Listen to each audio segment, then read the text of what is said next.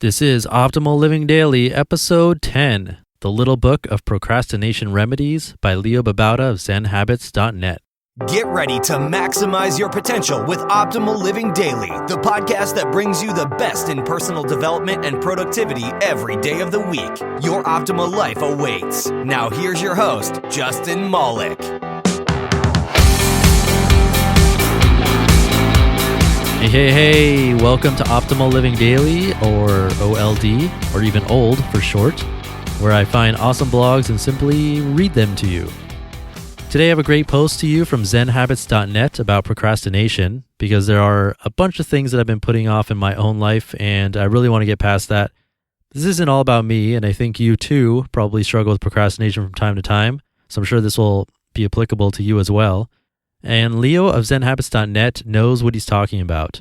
He's got over 1 million readers and even has a book about getting things done called Focus, which you can get for free if you use my Audible link, audibletrial.com/old. That's audibletrial.com/OLD. Audible is just like this podcast in that someone will read content for you, so you can take it on your commute or while you're exercising or walking the dog or doing the dishes or when you're on a plane, or even when you can't sleep at night. And hopefully that's not why you're listening to this podcast, but hey, if you are, it's okay. I've heard that I have a calming voice. But anyway, you can get your free trial of Audible plus a free audiobook of your choice if you use the link audibletrial.com/old. And with that, I'm going to stop procrastinating and read you this post.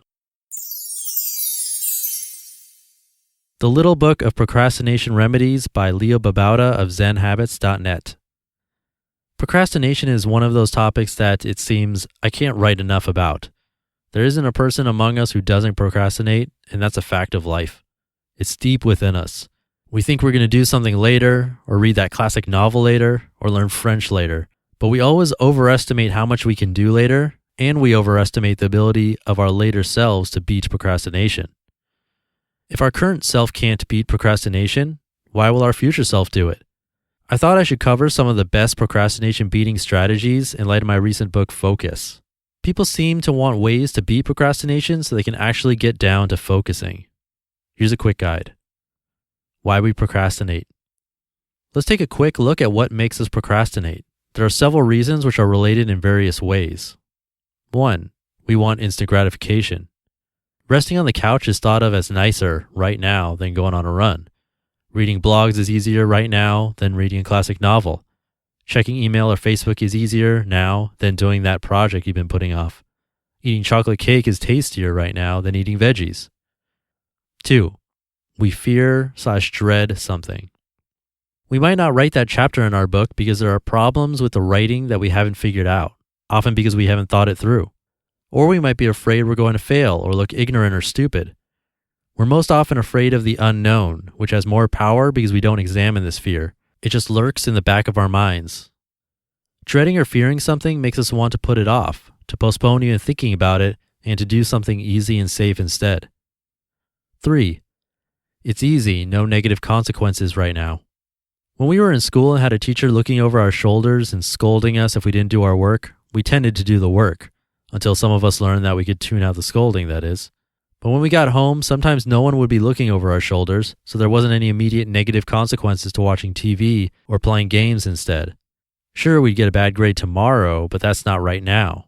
The same is true of using the internet or doing other kinds of procrastination tasks. We'll pay for it later, but right now, no one is getting mad at us. 4. We overestimate our future self. We often have a long list of things we plan to do because we think we can do a lot in the future.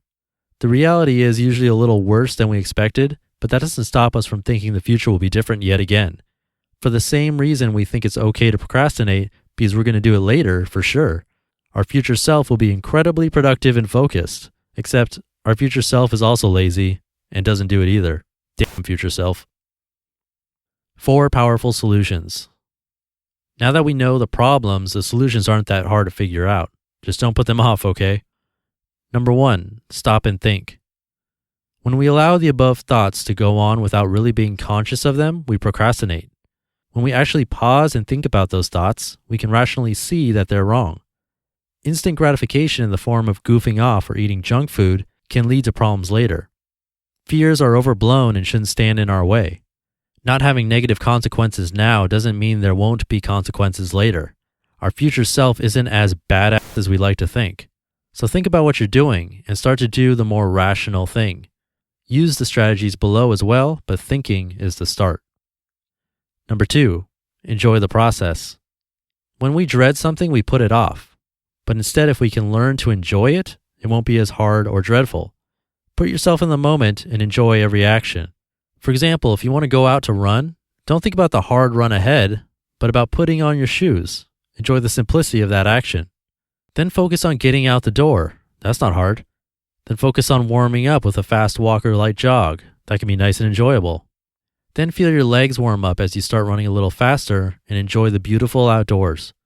This process can be done with anything from washing dishes to reading to writing. Enjoy yourself in the moment without thinking of future things you dread, and the activity can be very pleasant and even fun. And if it is, you won't put it off. 3, set up accountability. If no one is looking over our shoulder, we tend to let ourselves slack off. So set up a procrastination-proof environment. Find people to hold you accountable. I joined an online fitness challenge this month, for example, so that I would report my workouts to the forum. I've done the same thing for running, quitting smoking, writing a novel. You can even just use your friends and family on Facebook or email. Number 4, block your future self. Your future self is just as likely to put things off, so block that sucker. Use a program like Freedom to block your internet access for a predetermined amount of time, so your future self has to actually focus instead of reading blogs. Turn off your cable TV, get rid of the junk food in your house, cut up your credit cards. Do whatever it takes to make it really hard for your future self to procrastinate or give in to temptation, or at least force your future self to pause and think before he does anything dumb. A different mindset. 3 other things that must be said about procrastination. Number 1, do what excites you. If you do what you're excited about most of the time, you'll be less likely to put it off. Focus on why it excites you rather than the dreaded aspects of the activity. I do this and my procrastination is lower than ever. 2, productively procrastinate. If you're going to procrastinate, do other productive things instead. So if you don't want to do your project, at least get some smaller tasks done. 3, sometimes procrastination is okay. I'm not anti-procrastination at all. This guide is for those who want to beat it, but in my book, lazing around can be a beautiful thing. Reading stuff on the internet that I'm interested in isn't a bad thing. Sometimes give in to procrastination, but other times you might want to get off that lazy butt and actually accomplish something. You just listened to the post titled The Little Book of Procrastination Remedies by Babauta of zenhabits.net.